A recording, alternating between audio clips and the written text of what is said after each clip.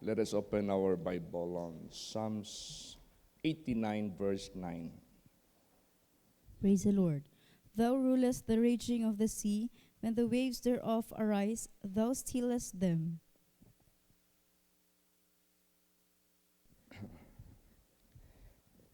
Itong Psalms 89 verse 9, ito po'y nagdi-describe sa buhay na Diyos. Sinabi po dito, thou rulest the raging of the sea. When the waves thereof arise, thou stillest them. Now, walang ibang tinuturo kung sino ito. Lahat ito ay ang ating Panginoong Hesukristo. Tingnan mo sa aktual na nangyari nung nandito si Lord Jesus sa lupa. Ginawa niya ito. So, there is a quality of the living God in the Old Testament which Jesus Christ alone who have done. Siya lang yung nakagawa nito. So, wala nang ibang tinuturo kung sino itong buhay na Diyos na ito, kundi nakasentro sa ating Panginoong Hesukristo. Sabihin mo, Pastor, ano palang pangalan ng Father, the Creator? Ano palang pangalan ng Son of God? Ano palang pangalan ng Holy Ghost or Holy Spirit? Jesus. He is the one. Siya yan. Wala nang iba. Kaya, example na lamang ito. Thou rulest the raging of the sea, when the waves thereof arise, thou stillest them. Nangyari ba ito sa aktual? Sa buhay ng ating Panginoong Kristo na nandito siya bumisita sa sanglibutan? Basahin natin. Matthew 8:24 hanggang 27. Praise the Lord. And behold, there arose a great tempest in the sea, insomuch that the ship was covered with the waves, but he was asleep. And his disciples came to him and awoke him, saying, Lord, save us, we perish. And he saith unto them, Why are ye fearful, O ye of little faith? Then he arose and rebuked the winds and the sea, and there was a great calm. But the men marveled, saying, What manner of man is this, that even the winds and the sea obey him? And when he was come to the other side, into the country of the Gergesens, there met him two. Verse 27. Meron akong verse na pinasa sa iyo, chat, para mabilis.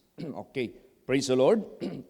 So, it was Jesus who stilled the raging of the sea. Kasi experience ito mismo ng mga disipulo. Nung sila ilula ng nandyan sa bangka, dumating ang panahon, sinabi dito, And behold, there arose a great tempest in the sea, insomuch the ship was covered with the waves, but he was asleep. Kasama nila si Lord Jesus, sleeping. And his disciples came to him and awoke him, saying, Lord, save us, we perish. And he saith unto them, Why are ye fearful, O ye of little faith? Bakit kayo natakot, o mga munting pananampalataya? Hindi nyo ba alam kasama nyo ang lumalang sa langit at sa lupa? Hindi nyo ba alam kasama ninyo yung nakasulat sa Psalms 89 verse 9 that can still the waves that will arise? Yun bang yun ang gustong iparating ni Jesus. Then he arose and rebuked the winds of the sea, and there was a great calm. O, di ba? Siya yun. Tinuturo yung Diyos sa Old Testament that stilleth the raging of the sea, and tinuturo si Jesus Christ. Siya yun.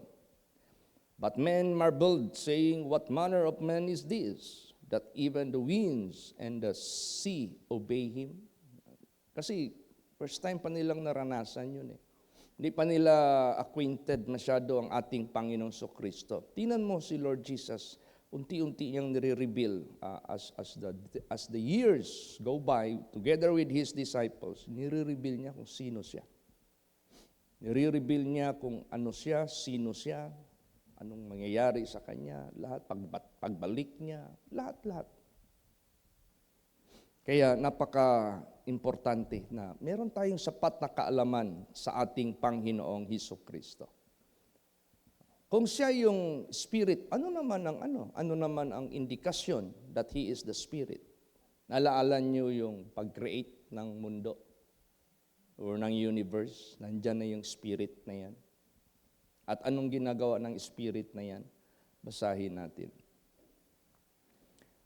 Genesis 1 verse 2. Praise the Lord.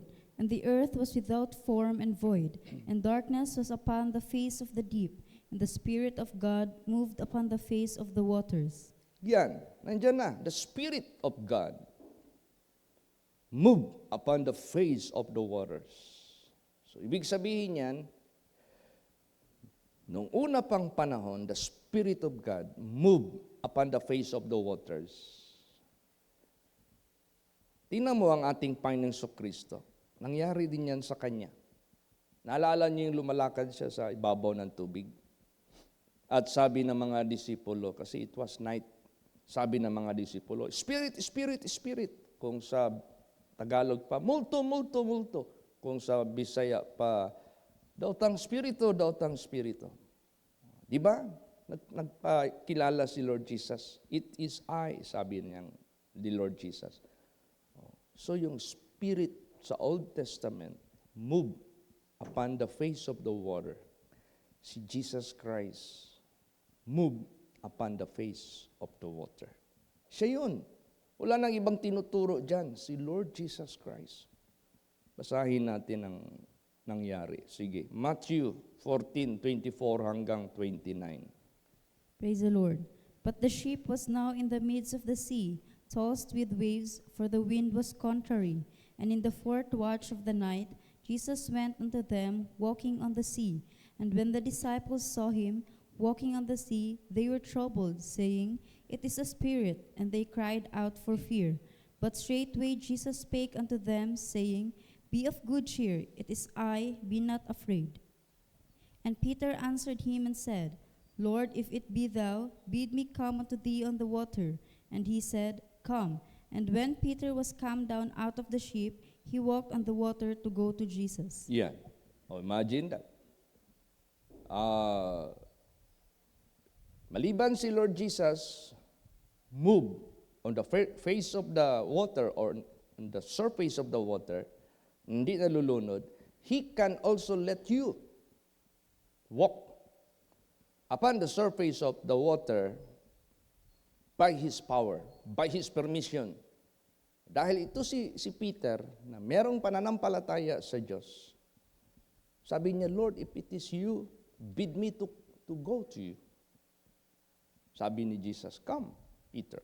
Di ba nakalakad si Peter? Now, anong spiritual aspect nito?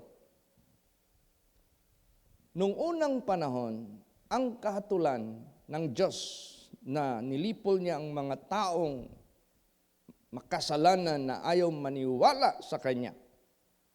Sa panahon ni Noah, tubig ang ginamit.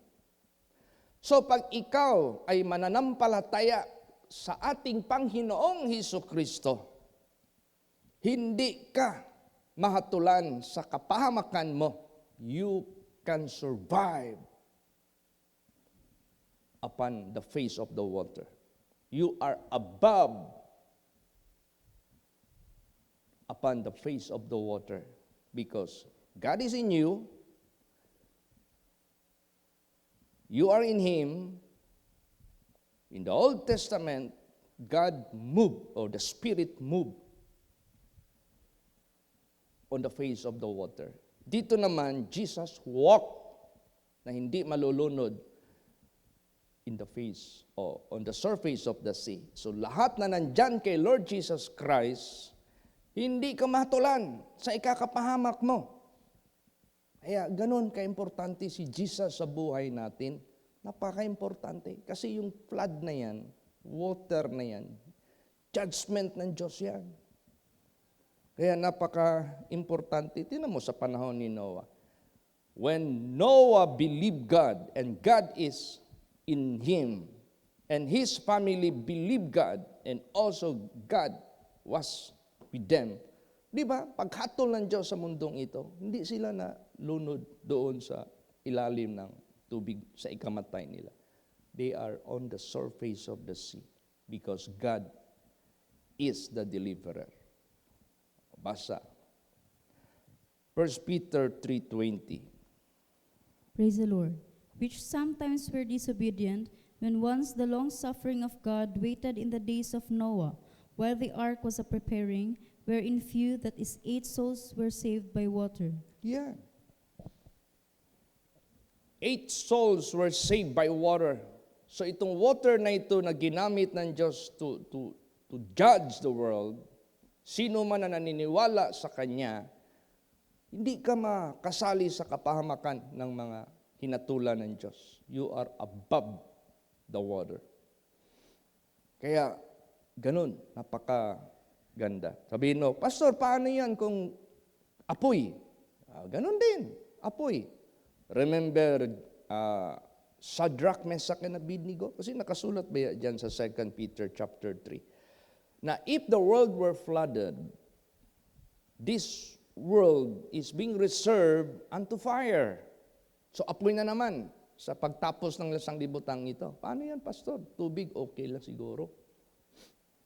Pero yung apoy, still, ganun din. Yung si Shadrach, Meshach, Abednego, hindi napahamak doon sa horno na masyadong pinainit pa ng hari yon 7 times. In fact, ang description dito, yung mga berdugo na lalaking tao na naghagis sa kanila sa loob, sila yung natamaan, sila yung natablan. So anong na-obserbasyon ng hari? Habang nag-observe ang hari, hindi man lang sila natumba, hindi man lang sila umitim, hindi man lang sila nagsigaw, aray. Hindi. Tapos, sabi ng hari, uy, bakit naging 4 sila? And the face of the 4th man is like the Son of God. So, ibig sabihin yan, yung Son of God na yan, yung Spirit na yan, yung Father na yan, existed na yan nung una pa. He is the same yesterday, today, and forever. Praise the Lord. Pagsasamahan ka ng ating Panginoong Hesukristo, fire has no power against you. And that is one way of the judgment of God. At ano pa? Hell is fire. Hindi ka, doon, mapapahamak, na matatapon ka doon. That hell will prevail against you. If Jesus is in you, and you are in Jesus Christ, kung paano niya sinamahan si Shadrach, Meshach, and Abednego, na hindi natablan ng apoy, ganun din. Ang lahat na nandyan sa ating Panginoong Hesukristo, pagdating ng apoy, pagdating ng judgment, hindi ka mapapahamak. Ganun.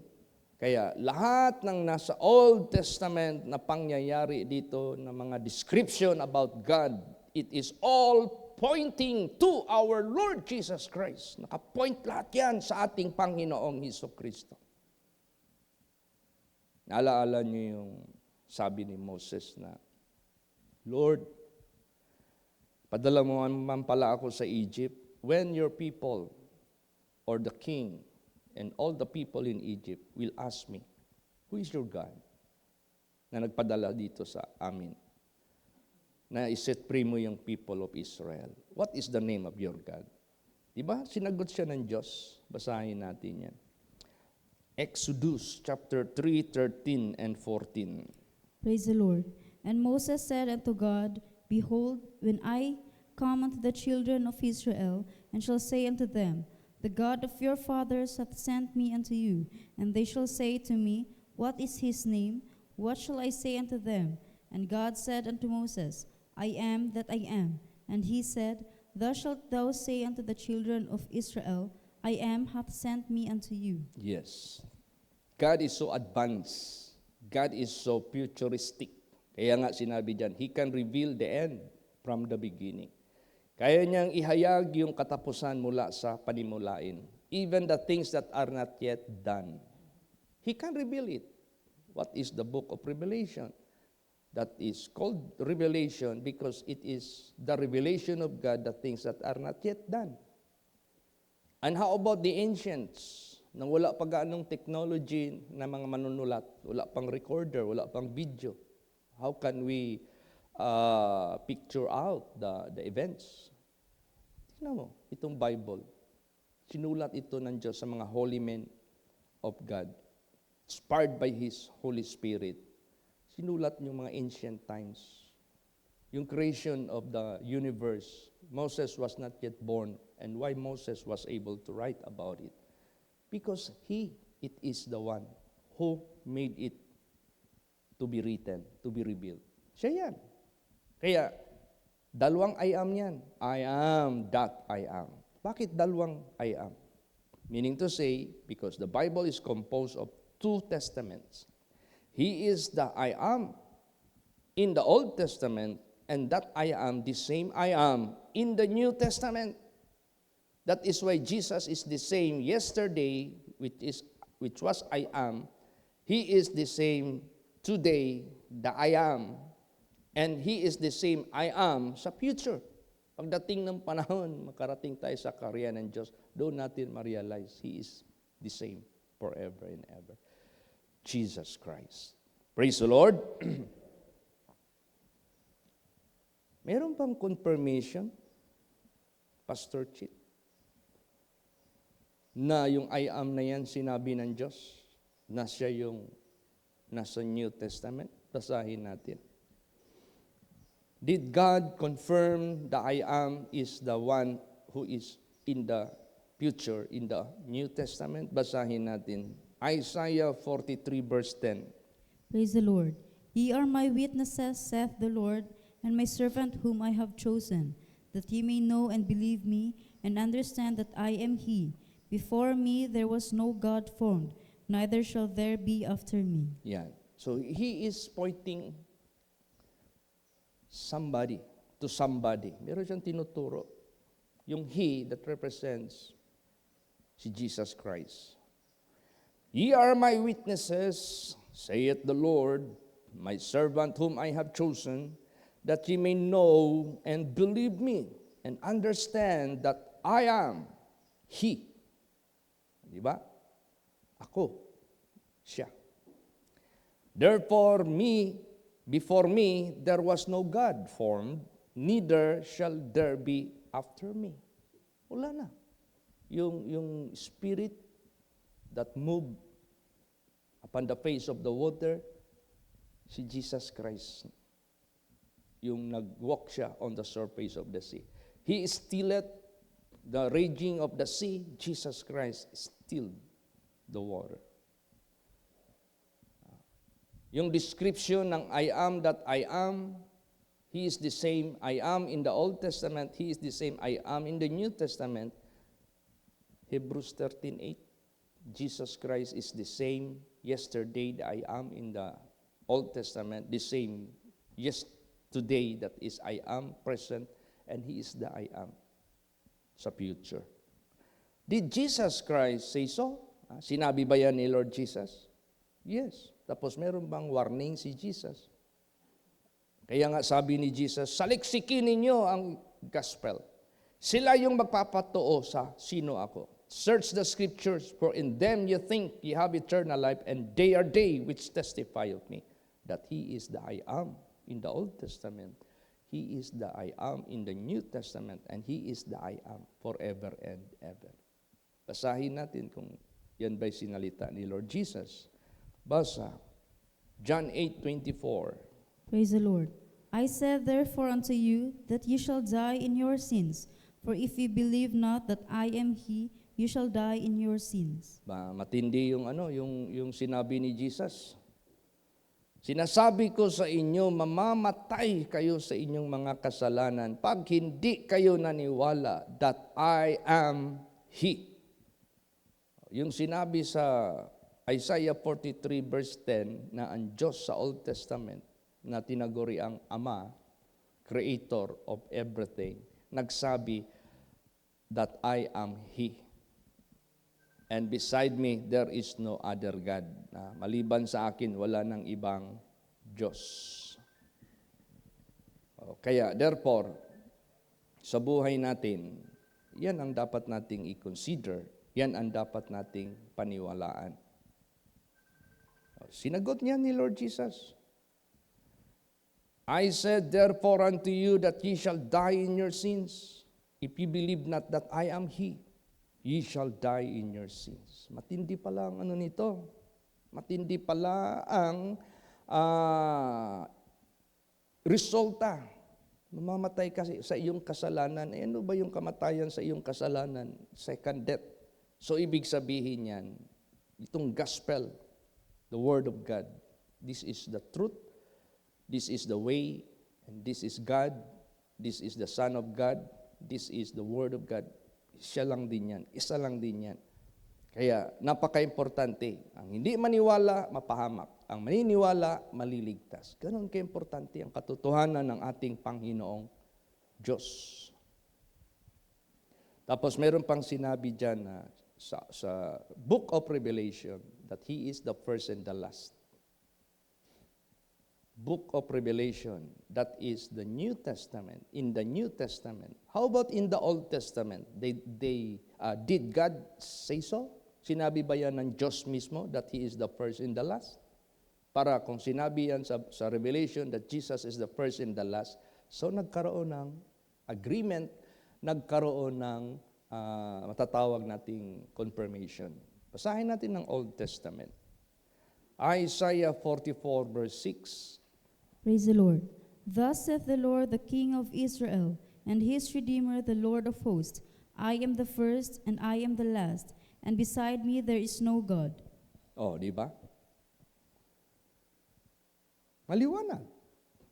Thus saith the Lord, the King of Israel, and His Redeemer, the Lord of hosts, I am the first, I am the last, and beside me there is no God. Maliban sa akin, wala nang Diyos. Kaya nga si Jesus was charged as blasphemer because He is claiming that He is God. Hindi sila maniwala. O kaya, tingnan mo ang Israel ngayon, nag-suffer ngayon ng mga kaaway. Nag-suffer sa mga kaaway. Para ma-realize nila, time will come. Magmatigasan yan sila, ayaw pa rin nilang maniwala kay Jesus. Ipostro pa rin nila yung pagtayo ng third temple. Tapos nag-expect pa rin sila ng Messiah, galing sa lineage ni David. Mapupulbos yan sila. Hindi yan sila proteksyonan ng Diyos. Sinabi naman yan ni Lord Jesus, time will come. Walang bato nakapatong sa ibabaw ng bato na hindi ma-flatten. Ubus. Pero pag ma-realize nila yung pinako nila sa cross, yung sinampal nila, yung dinuraan nila, yung kinurunahon nila ng cross, ng tinik, yung gimak nila, yung pala ang Messiah na kanilang hinihintay, matagal nang dumating. Pag mag-acknowledge na sila ng ganun, tsaka pa si Jesus magligtas sa kanila. Pero kunti na lang, remnant na lang kung sabihin natin. Tira na lang. O yan, kawawa ang taong di maniwala kay Lord Jesus.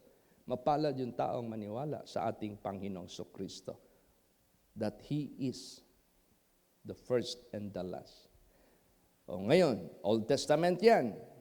New Testament, last verse, Revelation 1:8, pakibasa. Praise the Lord. I am Alpha and Omega, the beginning and the ending, saith the Lord, which is and which was and which is to come, the Almighty. Oh, di ba? Dinescribe pa dyan. I am the Alpha and the Omega, the beginning and the ending. The same word yan na sinabi ng Diyos, na wala ng ibang Diyos. Saith the Lord, which is when He was born, which was after na wala na siya dito sa mundo, which is to come. He is coming back very soon, the Almighty. Wala namang ibang Almighty. That is the Supreme God, the Creator of everything. Siya yan. Kaya nung namatay si Mr. August,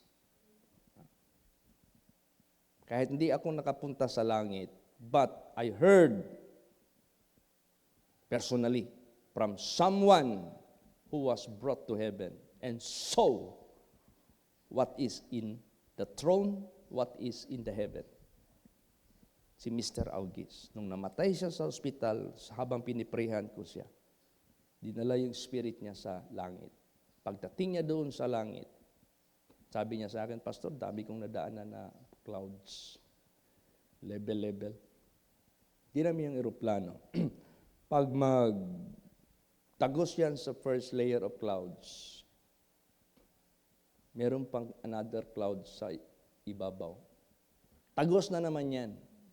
Hindi maubos yung clouds. Kaya sabi niya, dami kong clouds na daanan.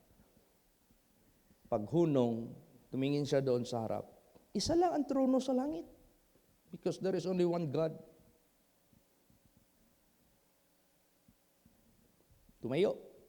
Sino ang nakita niya? Yung merong butas dito. Yung paa meron ding butas. Lumapit sa kanya. Pero hindi niya makita yung muka. Yung mga nasa picture na bungoton. Hindi yan si Jesus. Pag si Jesus nagpapakita, hindi mo maaninagan yung muka sa liwanag. Tingnan mo, dinescribe dito kay Paul. Nung si Jesus nagipag-usap sa kanya doon sa, nung nahulog sa kabayo, si Jesus in heaven. Di ba? Anong dinescribe dito? Nabulag na siya dahil yung muka ni Jesus brighter than the sun. Kung tayo, umagang-umaga, magtitik ka sa sun, biglain mo yan, tapos magtingin ka, wala ka nang makita. Yun mas matindi. Yun ang nakita niya. Ang mukha hindi niya talaga maaninagan. Pagdating na lang ng panahon, na kung nandoon na tayo sa kaharian ng Diyos, by His grace, by His mercy, as we continue till death, diyan na natin makita siya face to face. Pahintulot na niya yan. Praise the Lord. Yan. Tapos lumapit sa kanya, nilihan siya. Sabi ni Jesus sa kanya, pinagaling ko na ikaw. Ipo-ipo, balik mo na siya doon. Yun, bumalik, nabuhay, ilang taon pa. Bago kinuha ng Diyos. Old age na si Mr. August. So, si Jesus yung Diyos. He is the Father. He is the Son. He is the Holy Ghost. Siya lang yan. Kaya yung baptism in the name of the Father, the Son, the Holy Ghost, anong ginamit ng mga disipulo? Isang pangalan lang. Siya lang yan. Amen? Praise the Lord. Kaya, ang daming mga testimonies sa Biblia nag-testify about sino si Jesus Christ. Kaya tayo sa buhay natin, walang pag-alinlangan. Anong lahat ng sinabi dito? Totoo naman talaga yan. 100% yan. Totoo lahat yan. Kaya, thou rulest the raging of the sea, when the waves thereof arise, thou stillest them. That is God. And that is Jesus Christ. Nakaturo lahat yan. So, salamat tayo na pag tayo nandiyan kay Jesus, yung flood na judgment, hindi ka makasali sa kapahamakan. Pagdating ng panahon, mag-judge ang Diyos through fire, hindi ka rin mapahamak through fire. Kaya, lahat ng ito, the blessedness of all na si Jesus, pinaniwalaan nila at our Lord Jesus Christ, kasama nila, safe and secured ka. All the way, all the time. Kasi siya na nga ang ating tagapagligtas. Amen? Praise the Lord! Magsitayo po ang lahat. Hallelujah!